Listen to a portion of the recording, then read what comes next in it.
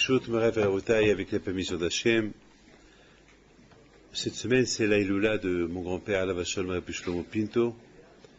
Et à sa mémoire, je donne ce cours de Torah.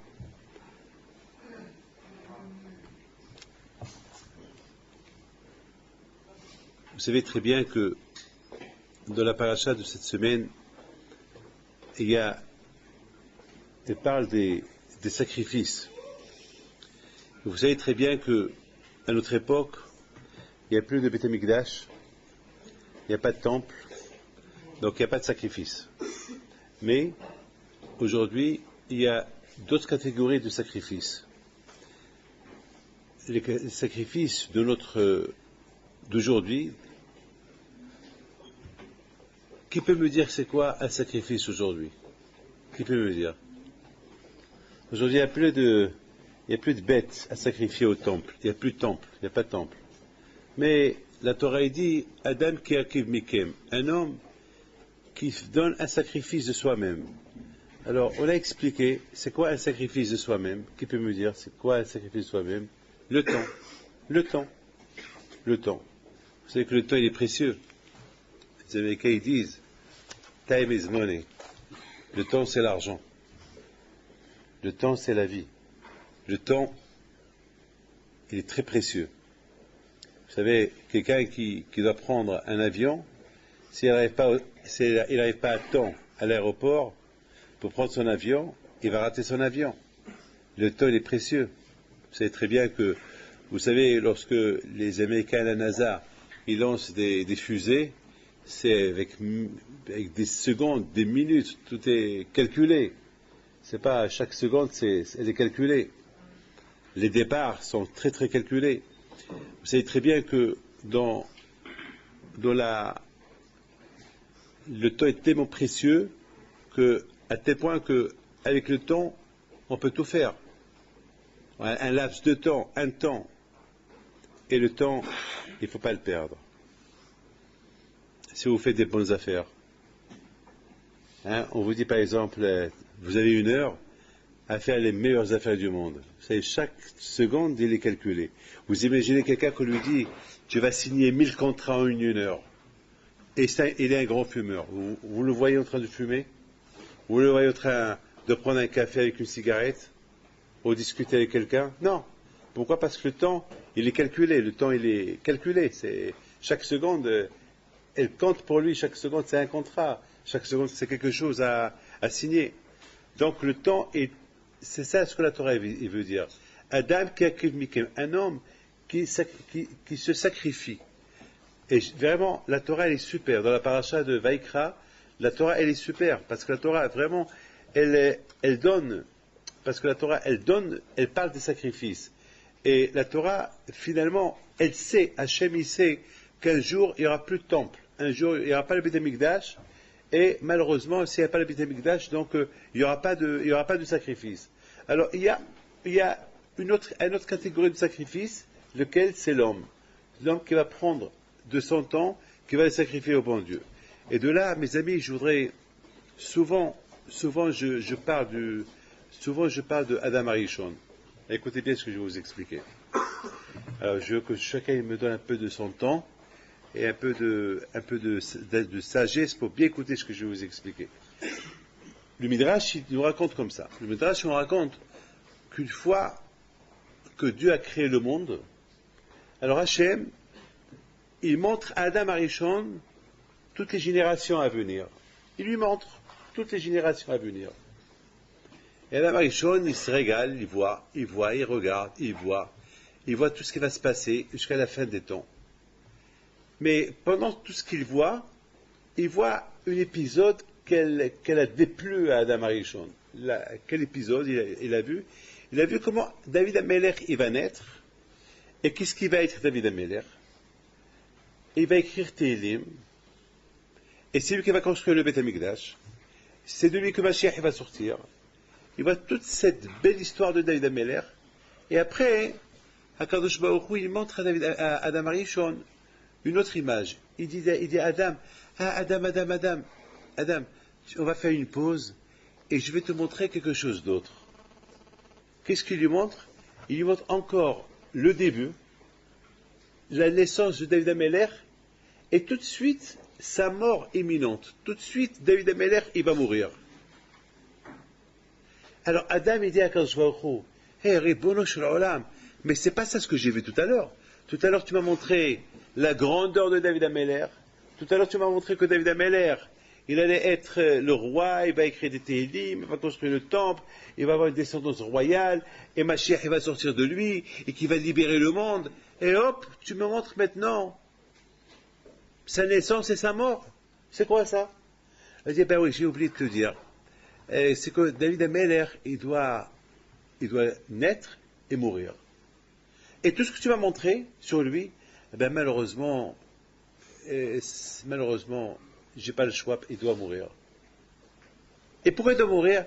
Parce que c'est comme ça. Il doit mourir. Sauf si quelqu'un lui donne un cadeau. Il lui dit, quel cadeau? Des années. Il lui dit, ah bon? Hachem, tu peux me dire combien je vais vivre? Et Hachem lui dit, toi tu vas vivre 1000 ans. Il dit, alors, puisque je vais vivre 1000 ans, et je peux donner à David Ameller un petit cadeau de ma vie, je peux donner 70 ans de ma vie. Et Hachem lui dit, oui, tu peux lui donner 70 ans de ta vie. Il n'y a pas de problème. Tu peux lui donner 70 ans de ta vie. Alors Adam Arishon, il dit, oh, allez, super, je lui donne 70 ans de ma vie. Et Hachem lui dit à Adam Arishon, alors on va faire un contrat et on va signer le contrat. Alors Adam Arishon dit à Kadosh Baruch Hu, tu veux signer avec moi un contrat? Pourquoi moi, je vole les pompes à chaleur ou quoi? C'est quoi? Avec moi tu vas signer un contrat? C'est quoi un contrat? Pourquoi tu ne me crois pas? Si je te dis à Hachem que je veux donner 70 ans de ma vie à David Ameller, je lui donne. C'est quoi Hachem? Tu me fais un contrat? Il dit non, il faut qu'on fasse un contrat toi et moi. Alors Adam Arishon dit bon, ça va, on fait un contrat. Et ils vont signer un contrat, et les malachim, les anges, ils vont signer le contrat. Et puis, l'affaire, elle est close. L'affaire, elle est close. Et écoutez très bien. Maintenant, mes amis, 930 ans plus tard, d'accord?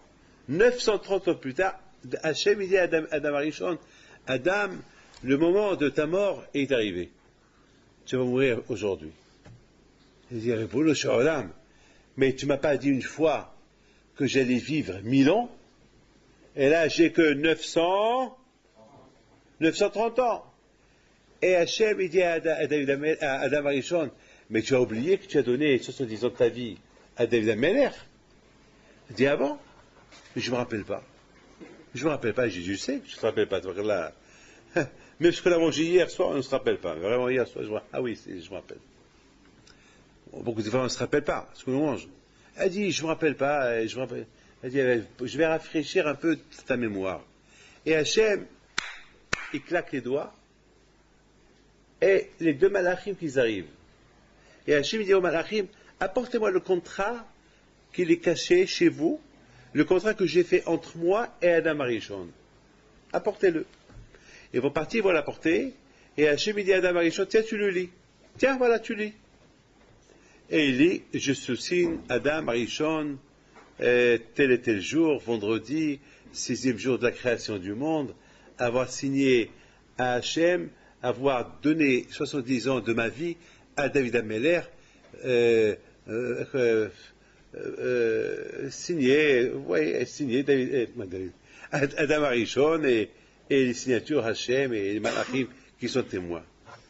Ah, Hachem, ben, je regrette. Non. Hachem lui répond, moi aussi je regrette. T'as donné, ce que tu as donné, tu l'as donné. Ça y est, on ne peut rien faire. Tu as donné et tu as signé un contrat, et ce contrat a été signé ici au ciel. C'est pas de la rigolade. Alors maintenant, tu me suis, je vais t'enterrer à Ma'aret Marpella. D'ailleurs, c'est là-bas où Adam Arishon, tu savais ça? Alors, Adam Arishon, vous saviez ça ou pas? Oui. Alors, Adam Arishon, vous saviez? Adam Arishon, il est enterré à Ma'aret Marpella, à côté de Abraham, Yitzhak, Yaakov, et les Mahot, Sarah, Rivka et Léa. Ils sont enterrés là-bas. Et même la tête de Esav, elle est enterrée là-bas. D'accord? Donc, Akadosh Baruch Hu, il dit à Adam Arishon, you follow me. Tu me suis. Voilà, tu me suis. Ah, maintenant, je voudrais vous poser une question.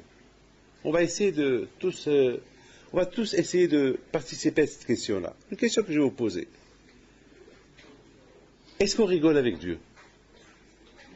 Hein? Est-ce avec Dieu on rigole? Est-ce avec Dieu? Je comprends pas. Adam Arishon, tu peux pas me dire qu'il a oublié. On peut pas oublier. Il peut pas oublier que Hachem lui a donné 1000 ans et que Hachem lui a fait signer un contrat de 70 ans. Oui ou pas? On peut pas oublier ça. Ça, c'est une chose qu'on peut pas oublier. Alors, comment Adam Arishon, il a pu oublier les 70 ans de sa vie qu'il a donné à David Ameller? Première question. Deuxième question, je ne comprends pas Adam Arishon. Je ne comprends pas Adam Arishon. Adam Arishon, il sait que Akadosh Baruch Hu, il lui a donné 1000 ans de sa vie. 1000 ans à vivre. Parce que toute la vie qu'on vit, c'est la vie de Akadosh Baruch Hu. Hachem, il nous donne la vie. La vie qu'on a, on ne peut pas lâcher. Il y a un roi qui m'a dit une fois, je ne peux pas dire le nom de ce roi, il m'a dit, Rabbi David, est-ce qu'il y a un moyen pour que je vive un peu plus longtemps? Je dis, il n'y a aucun moyen. C'est que Hachem qui décide de la vie. La vie, c'est Hachem qui la décide. Mais je dis, autant roi que tu es, autant puissant que tu peux être, le jour de la mort, il n'y a rien que tu peux faire. La vie ne s'achète pas. La vie, c'est un cadeau du ciel. La vie, c'est Hachem qui la donne. Et c'est Hachem qui décide quand on l'a donnée et qu'on la prend. Tout à l'heure, non? Tout à l'heure, je ne sais pas si vous êtes au courant d'un jeune homme qui est tombé du 6e étage. Vous n'êtes pas au courant? Hein? Ils sont venus chez moi, ses parents, tout à l'heure. D'ailleurs, ce cours de Torah, on le fait pour sa guérison, si Dieu veut. Il était assis au balcon, et il s'est assis sur une cheminée que cette cheminée-là, ça donnait de la lumière à la maison. Et malheureusement, la cheminée, elle a craqué, il est tombé 30 mètres, le pauvre, bon, espérons si Dieu veut. Et cette semaine aussi, il y a un juif de Strasbourg, très jeune. Ses parents sont venus chez moi de Strasbourg, les pauvres. Il s'est cogné contre un arbre. Il est parti faire du ski, il est entre la vie et la mort. Il s'est cogné, ce dimanche, il s'est cogné contre un arbre. Il venait à 100 km à l'heure en skiant. Vous imaginez, qu'Hachem lui envoie il faut lâcher les mains. Et 2 cas graves cette semaine, malheureusement. Donc la vie, c'est du ciel, Hachem, c'est quelque chose qui nous donne la vie. Alors peut-être, on va essayer de comprendre. Je ne comprends pas Adam Arishon. Quand je lui a donné Bnei Anara, 930 ans. Et maintenant, il veut récupérer les 70 ans qu'il a donné à David Ameller. Les 70 ans qu'il a donné à David Ameller, ça va. Pourquoi il lui a donné? Parce qu'il a vu que David Ameller, il allait naître et mourir. Oui.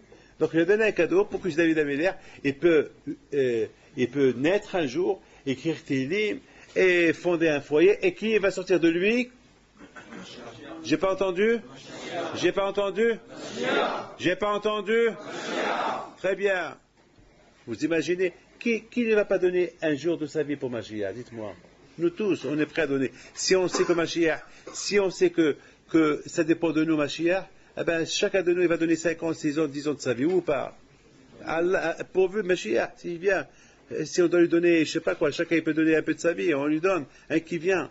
Alors, si Adam Arishon, il a donné 70 ans de sa vie à David Ameller parce qu'il a vu que sans cette donation, Mashiach ne peut pas venir.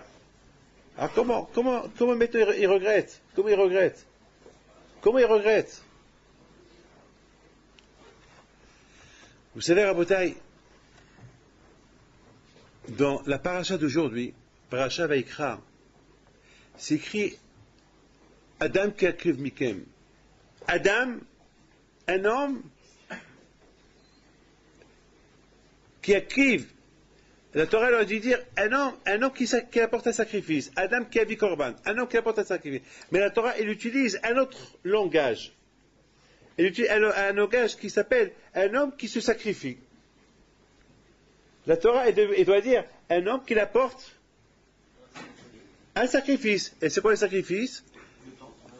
Non, un animal, un mouton. Voilà, parce qu'on parle des sacrifices. Alors, la Torah, elle change de langage. Qu'est-ce qu'il dit? Un homme qui se sacrifie. Un homme qui se fait sacrifier. Pardon, voilà le langage. Un homme qui se fait sacrifier. Adam qui akriv mikem. C'est pas un langage. La Torah, elle doit dire un homme qui apporte un mouton. Comme sacrifice. C'est quoi? Un homme qui se fait sacrifier. Et de là, mes amis, moi j'ai appris la phrase suivante. C'est de là que moi je suis en train de construire mon cours ce soir. C'est de là que j'apprends que Hachem, il sait qu'un jour, il n'y aura plus de Beth Amikdash, il n'y aura plus de sacrifice. Et le seul moyen pour apporter un sacrifice, eh ben, c'est le temps. Votre temps. Votre beau temps. Et quelle heure il est maintenant? Il est 9h20. Ben, vous auriez pu être devant la télévision en train de voir le match Marseille contre je ne sais pas qui. Hein? Je crois que je ne sais pas. Hein? Voilà, ce soir, c'est le match de Marseille, je ne sais pas qui a contre qui. Donc, c'est un match très important. Et vous aurez pu être en face de la télévision en train de voir ce match-là. Et qu'est-ce que vous avez fait? Qu'est-ce que vous avez fait? Qu'est-ce que vous avez fait? Voilà, mon fils. Tu as donné de ton temps. Voilà, mon fils. Voilà. Bon, vous avez compris. Un homme qui apporte, qui sacrifie de son temps. C'est beau ça. Celui qui sacrifie son temps pour Dieu, comme s'il apportait un sacrifice à Kadosh Baruch Hu. Il y a un sacrifice qui s'appelle Korban Ola. C'est quoi Korban Ola? Alors écoutez très bien. Dans la Torah, on nous parle des sacrifices. Il y a beaucoup de catégories de sacrifices. Il y a un sacrifice qui s'appelle, il y a des sacrifices qu'on apporte pour des fautes qu'on a fait. Alors, il y a une part qu'on la brûle pour Dieu, une part c'est le Kohen qui la prend. Il y a certains sacrifices que ceux qui l'apportent, ils prennent un morceau un peu pour lui, et il y a un partage. Mais il y a un autre cas de sacrifice qui s'appelle comment? Ola. C'est quoi Ola? Le sacrifice Ola, il s'appelle tout entier pour Akadosh Baruch Hu. Il n'y a rien pour le Kohen, il n'y a rien pour le propriétaire, il n'y a rien pour personne. C'est tout pour Hachem. Même tout, on brûle tout est brûlé pour Hachem. Ça s'appelle Ola, Korban Ola.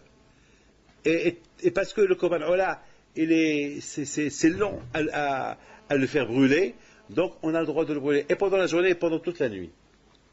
Enfin, ça prend du temps. Vous savez, mes amis, un homme qui sacrifie une heure de son temps pour venir écouter un cours de Torah ou faire une mitzvah, ça s'appelle Korban Ola. Ça s'appelle un sacrifice pour Akadosh Baruch Hu. Vous imaginez ce que vous êtes en train de faire de 9h à 10h. 9h à 10h. Et de 9h à 10h, il y a beaucoup à faire. Il y a un film à la télé, il y a un match de football, il y a plein de choses à faire pendant 9h, 10h. C'est le moment que l'homme il peut un peu s'éclater, un peu sortir, aller dans un bar, aller au restaurant, faire. Et pendant cette heure-là, vous venez, vous écoutez un cours de Torah. Ça s'appelle Korban Ola. Ça s'appelle un sacrifice de votre temps. Ce temps-là qui pouvait être bénéfique pour vous, et vous êtes en train de le donner à Dieu. Ah, maintenant, vous êtes en train de comprendre que vous avez compris, vous avez vu le Vaikra, hein? Regardez, c'est beau, hein?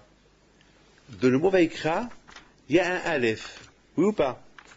Et ce Aleph, il est quoi? Il est très petit. Voilà, regardez, le Aleph, regardez, le Vaikra, il est là le Vaikra, le Aleph, il est petit. Très, très, très petit. Même dans le Sefer Torah, le Aleph, il est petit. Venez, je vous montre. Venez. Regardez. Vaikra, le Aleph, il est petit. Vous avez vu? Il est très petit. Après, tout à l'heure, si vous voulez voir, il est très petit. Alors, la question se pose, pourquoi ce Aleph, il est petit? Quelle est la raison pourquoi ce Aleph, il est petit? Alors, écoutez bien. Alors, vous savez que on aurait pu dire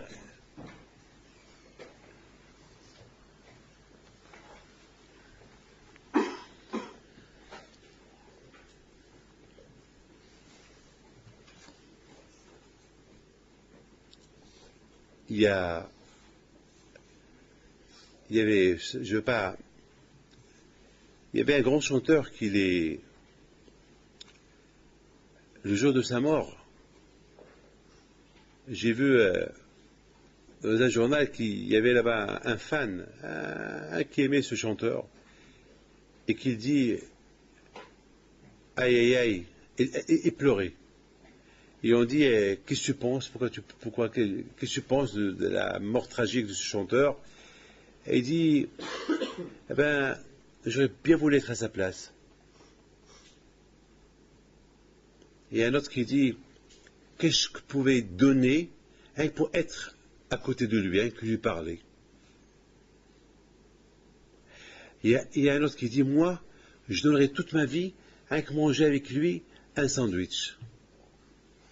C'est-à-dire, il y a un autre qui dit eh ben, qu'est-ce que j'aurais pu donner si je pouvais chanter avec lui.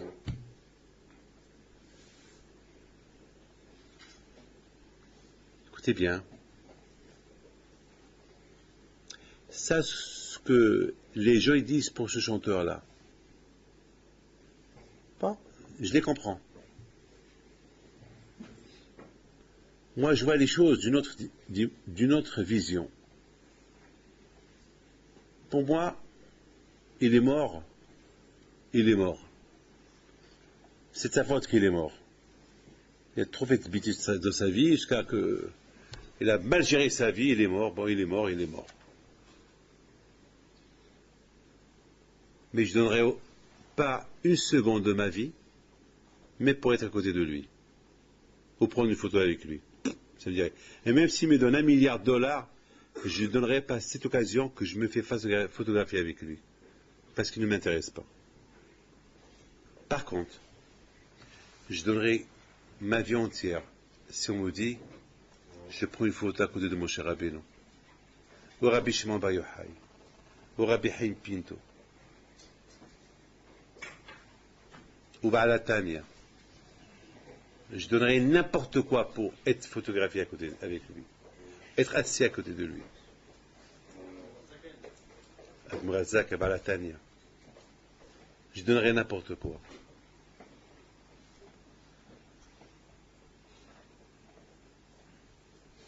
Quelle chance ils ont eu, nos parents, d'être à Har Sinaï et écouter la voix d'Hachem. Vous étiez là-bas tous. Tu étais là-bas. Tu étais là-bas.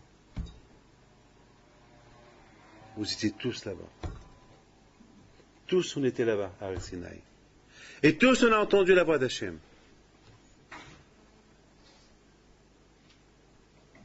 Hachem, il n'a pas uniquement parlé avec ceux qui étaient là-bas, il a parlé avec même ceux qui n'étaient pas encore là-bas, qui allaient naître 4000 ans plus tard. Nous, on était là-bas. On a vu des merveilles. On a vu des merveilles. Être privilégié de voir Hachem, ils ont pointé sur lui. Lorsque les Juifs ils ont traversé la mer, ils ont vu Hachem, ils ont vu le Réol, la Shekhina. Ah, c'est Hachem. Ils ont commencé à voir, ils ont commencé à fixer avec leurs yeux. C'est Hachem. Pendant quelques secondes, ils ont vu ce que personne ne pouvait voir rester vivant. Hachem s'est dévoilé à eux. Vous avez vu lorsque quelqu'un meurt, lorsque ses yeux s'il meurt avec les yeux ouverts, qu'est-ce qu'on lui fait? On lui ferme les yeux. Pourquoi on lui ferme les yeux? Mon oncle, Alavat Shalom, Rabbi Meir Pinto, c'est moi qui lui ai fermé ses yeux. Je lui ai fermé ses yeux. Une fois qu'on a fait Shema Israël, c'est moi qui ai eu le zérout de fermer ses yeux. J'ai aussi fermé les yeux d'une femme. Encore, j'ai fermé les yeux de 2-3 personnes dans ma vie. Pourquoi on ferme les yeux? Pourquoi on n'enterre pas avec les yeux ouverts? Parce que ces yeux-là, ils viennent de voir Dieu. Le seul moment qu'on voit Dieu, c'est au moment que l'âme, elle quitte le corps. Au moment que l'âme, elle quitte le corps, elle voit Dieu. Elle voit Dieu. Alors ces yeux-là, qui voient Dieu, ils ne peuvent plus voir autre chose d'autre. Il faut mettre les fermés. Même qu'ils ne voient pas, mais le fait que ces yeux-là, c'est avec ces yeux qu'ils voyaient lorsqu'ils étaient vivants, alors ces yeux-là, on les ferme. On les ferme, une fois pour toutes. Et nos parents, dans la mer, ils ont vu. Ils ont vu. Hachem. Lorsque vous êtes dans le mikvé, prenez un mikvé. Pour bien être sûr que vous êtes pur, quelques secondes, vous faites comme ça. Ouvrez les yeux, fermez-les. Pour que l'eau pénètre dans les yeux. C'est ce que je fais toujours. J'ouvre et je ferme tout de suite. Je n'ai pas peur du chlore. Parce que c'est quelques secondes, pam pam. J'ouvre et je ferme. Vous imaginez, mes amis, être en présence de Akadosh Baruch Hu, quel plaisir, quel ta'ano. Avec je vous pose une question.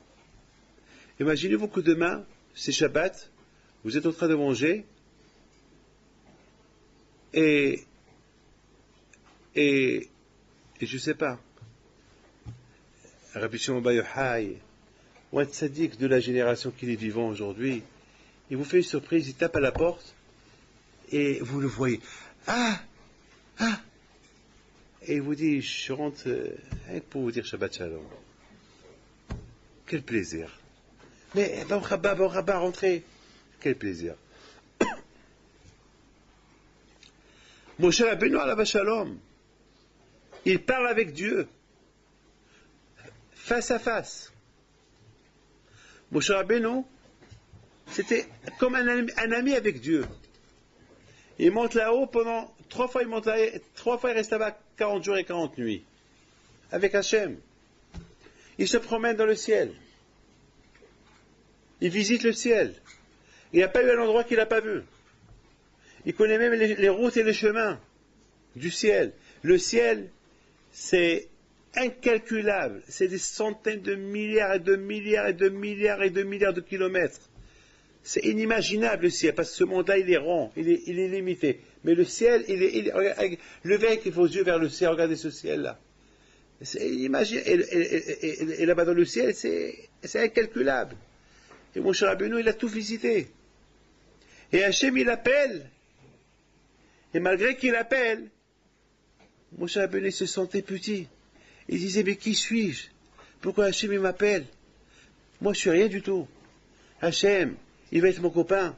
Je suis rien. Pourquoi Hachem n'est pas le copain de tout le monde? C'est avec tout le monde, pas moi. Moi, je suis rien.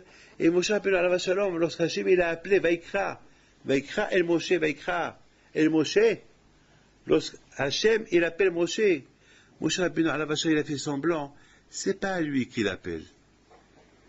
Et même lorsqu'il a su que c'est à lui, il appelle. Lorsque Moshe il a écrit la Torah Vaikra et que Hachem il a appelé Moshe parce que le mot Vaikra, et qu'imaginez-vous, un homme puissant, disons le président des États de France, c'est Sarkozy, d'accord? Imaginez-vous que vous êtes en train de manger et le téléphone qui sonne, et alors, ici c'est Sarkozy. Quoi, allez, tu rigoles? Non, je rigole pas. Ici c'est Sarkozy. Imaginez-vous que vous avez un portable que vous pouvez voir ceux qui parlent avec vous. Et vous voyez que c'est Sarkozy qui vous parle. Vous allez décrocher le téléphone. Et surtout qu'il vous dit, ça va, tout va bien, tu as besoin de quelque chose, tu veux un contrat, tu veux quelque chose. Waouh. Hein? Alors, si Sarkozy vous appelle, et vous demande, est-ce que tu veux quelque chose, tu as besoin d'un contrat, ce que tu veux, mais chaque seconde, quel plaisir de lui parler. Pas chaque seconde, s'il y a quelque chose à gagner, c'est des contrats. Il peut me donner les meilleurs contrats de France. Mon cher Rabbeinu alav, écoute, je vous en prie, écoutez ça. Mon cher Rabbeinu alav Shalom, même lorsque Hachem il a appelé, il n'avait pas un plaisir. Il voulait partager ce plaisir avec tous les Juifs. Pourquoi Hachem il m'aime à moi plus que tout le monde? Pourquoi Hachem il n'appelle pas tout le monde? Pourquoi avec un moi? C'est pour ça qu'il a écrit un aleph qui est petit. C'est-à-dire, je ne mérite pas qu'il m'appelle. Je ne mérite pas. Et à la fin, il s'est dit, bon, et même s'il m'a appelé, par rapport à qui il m'a appelé, qui peut me dire? Qui par rapport au peuple juif. Pas par rapport à moi, par rapport au peuple juif. Parce qu'il m'a appelé pour qu'il me donne des ordres, il me donne des mitzvot à transmettre, à enseigner au peuple juif. Ah, mais ça, c'est ses frères. Je vous ai bien répondu. Vous avez compris, mes enfants? Voilà, mes amis, Moshe Rabbeinu, Alav Shalom, comment était Moshe Rabbeinu. Rabotai, écoutez très bien.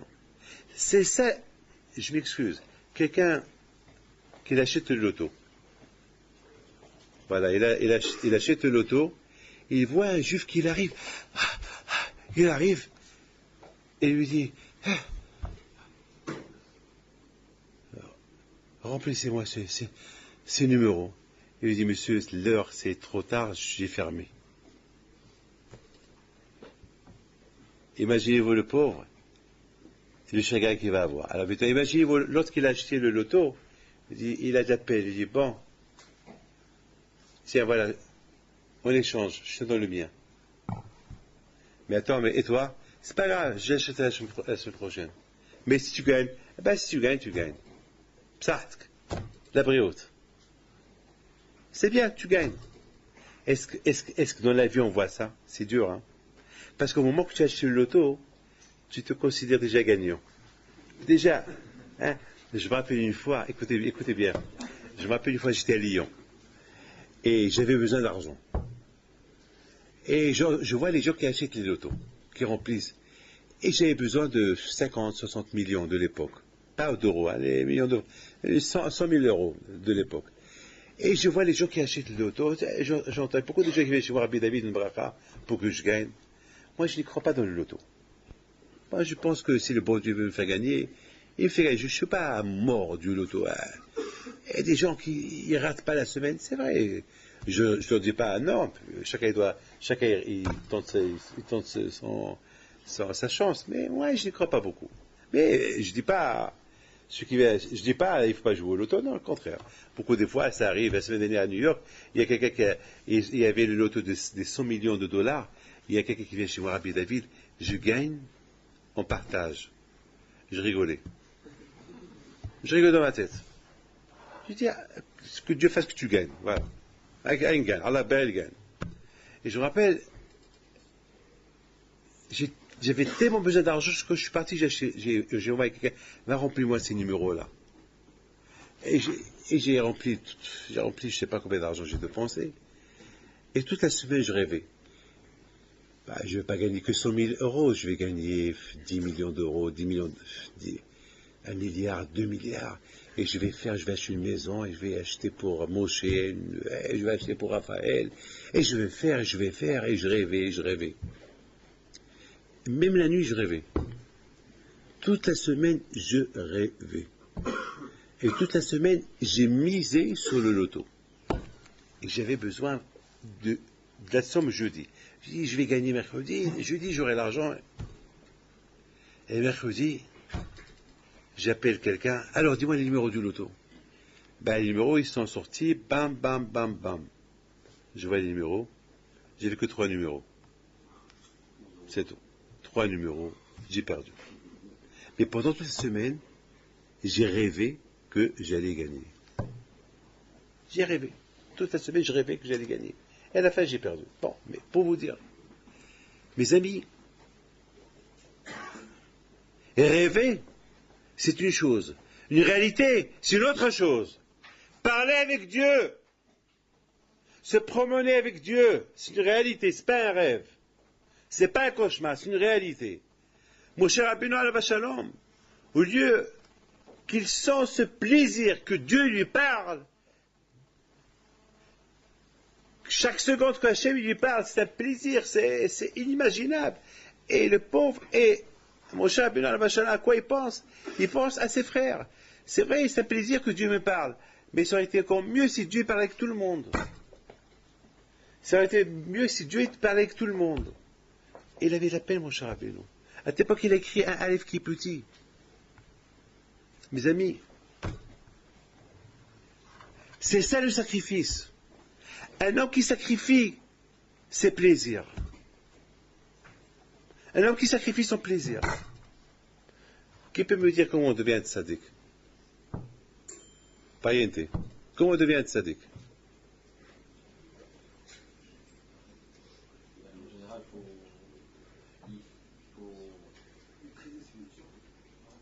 Pardon, répétez. Très bien. Et comment on devient tzaddik? Alors, comment on devient tzaddik? Comment devenir riche, on sait. Alors, donner le temps. Alors, tu me dis ou pas? Hein? Comment on devient tzaddik? Oui, je vous parle, vous deux là-bas, oui. Comment on devient tzaddik? Tu veux devenir tzaddik un jour ou pas? Oui ou pas? Hazak. Dites-lui Hazak. Alors quand? Comment on devient tzaddik? Alors celui qui me dit comment on devient tzaddik, je lui donne un loto. Voilà. Alors, vous, comment on devient tzaddik? En aimant son prochain. Très bien. Très bien. Très bien. Alors encore, oui? Très bien. Dites. Hein? Alors vous savez comment on devient tzaddik? Chacun il a donné un peu de... Chacun il a donné un peu de ça, comment il comprend les choses.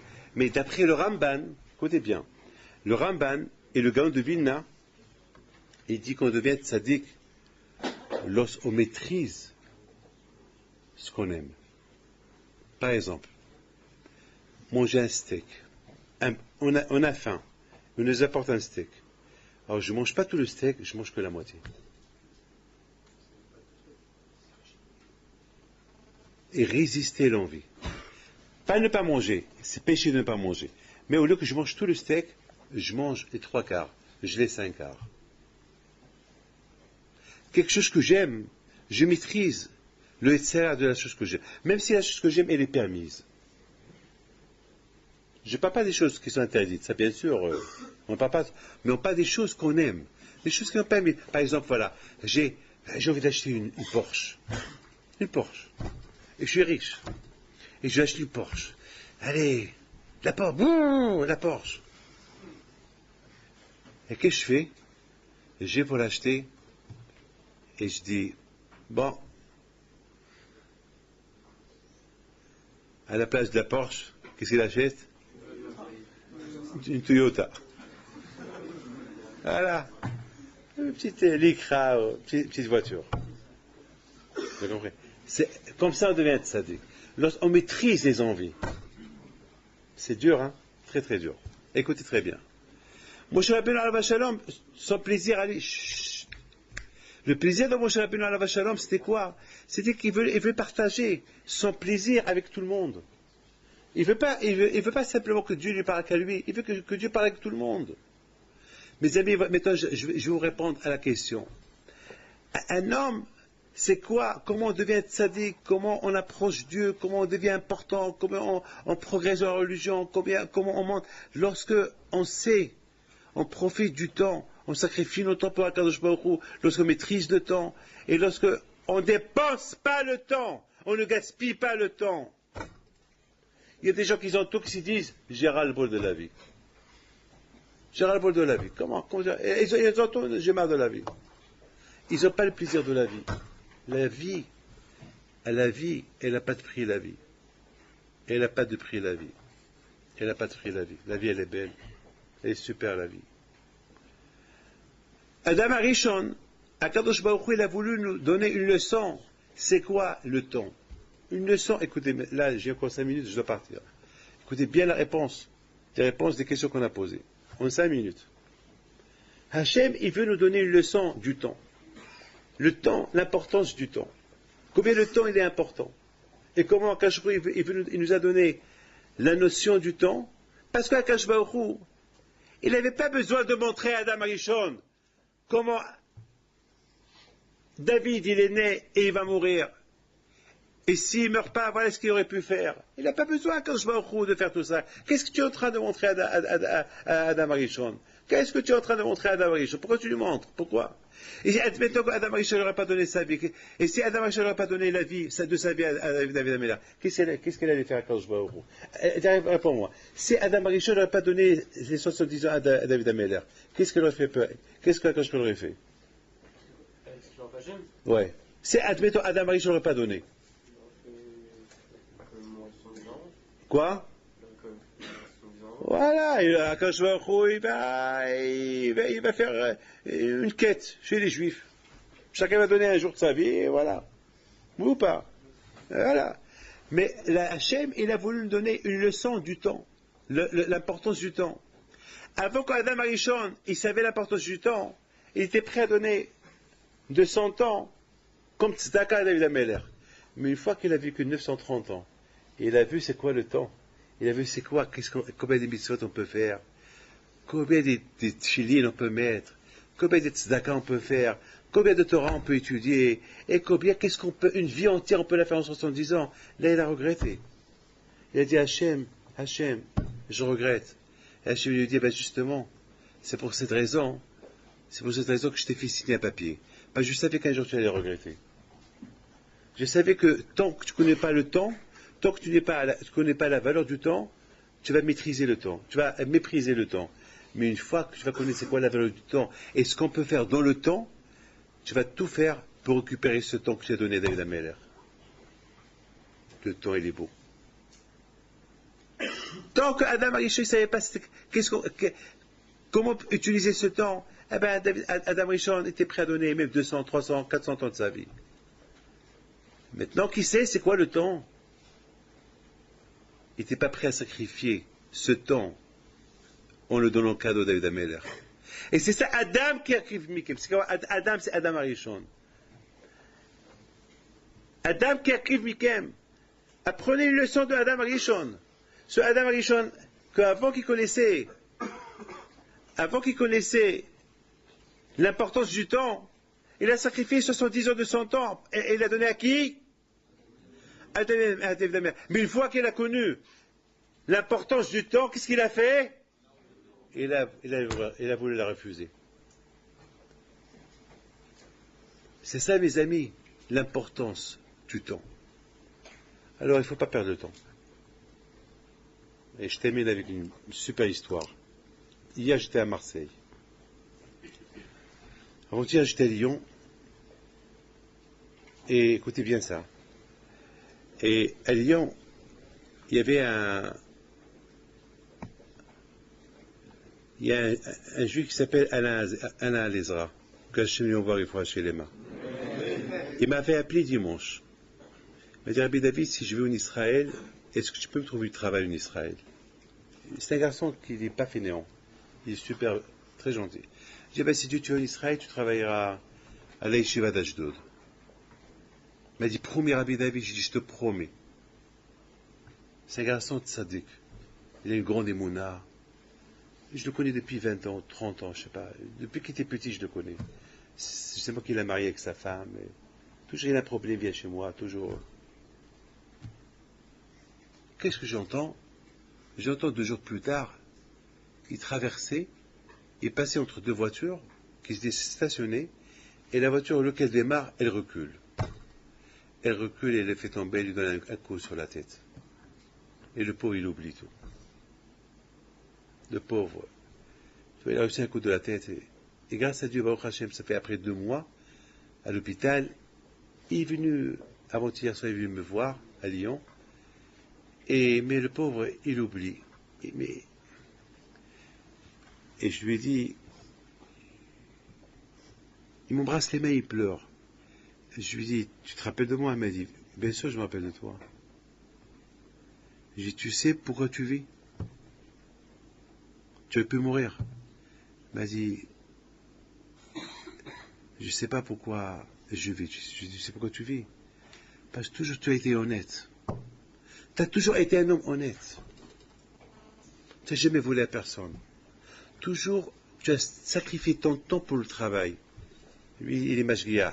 Jamais il a volé de son temps. Toujours, il travaille plus que tout le monde.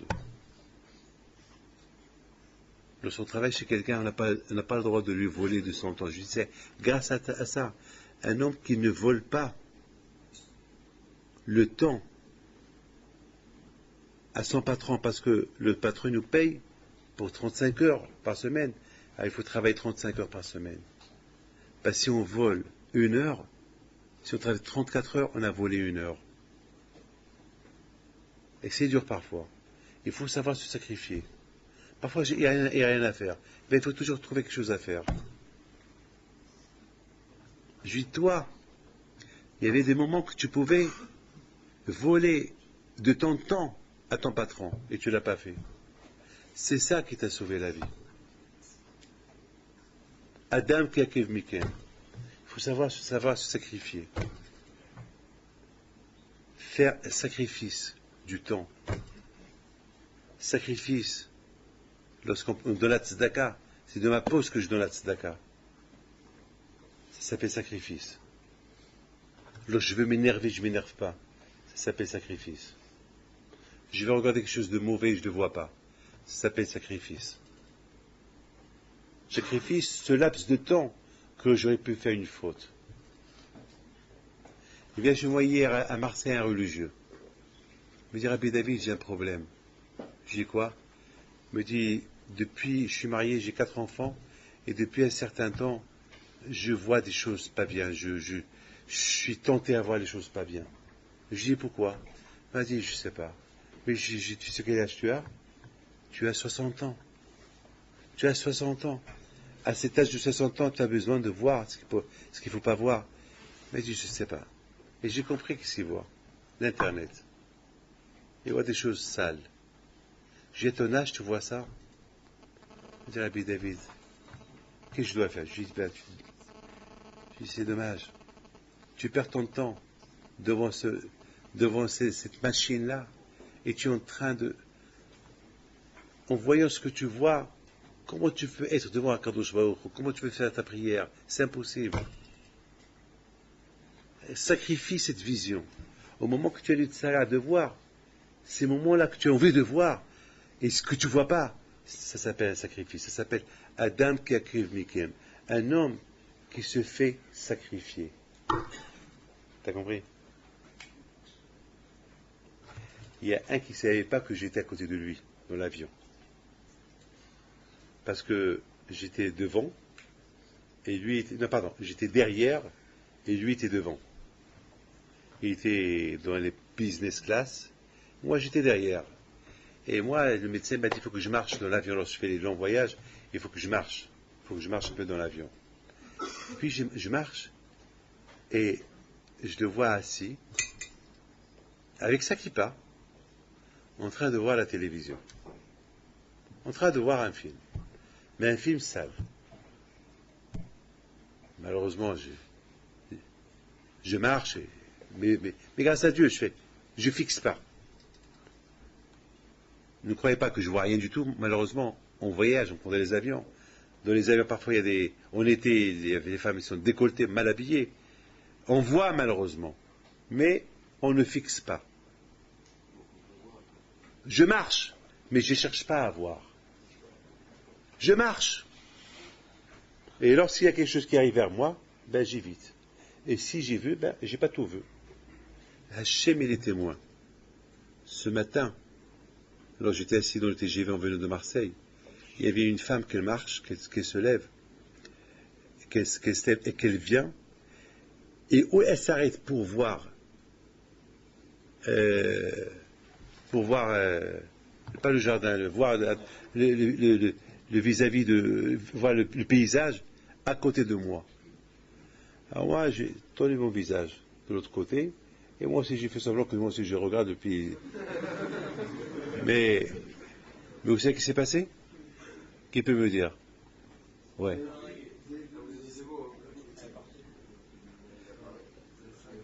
En voyant le paysage, le reflet était là-bas.